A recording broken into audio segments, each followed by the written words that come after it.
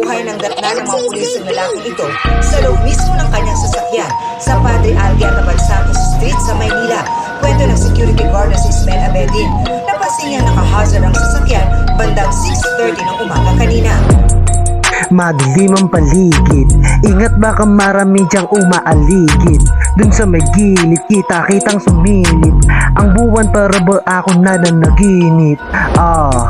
Pero di na bale, lamon sa akin na para bang isang lagari. Sugat-sugat ba grabe, iniwan na ang isang bangkay doon sa may bagahe. Ayun nga, kaya nahuli. Huli ka na! Huwag ka maingay, ingat baka dito pa tayo ay madamay. Sino bang pumatay? Sino bang kumitil? Yari ka sa akin, ako ang taga-singil. Sa buhay na inutang, kinuha ng agaran. Walang man lang paalam, nasan ng katarungan na tinapak-tapakan. Mga hari-harian, nagbubulag-bulagan, nasan ng katotohanan. Sa panahon ngayon, mga mayayaman na lang ang nagkakaroon ng ustisya sa gobyerno, hindi patas yun. Mga plataforma na hindi natutupad, kaya ang mga tao ay hindi makaangat.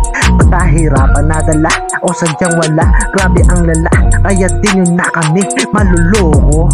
Oras na para umalis kayo sa pwesto. Huli ka na, abang kasama ko si Jones, taas kamay, ano pa balag ka? Kapag nahuli, takip sa tenga, para kunwari, walang ginawa, nakakaawa.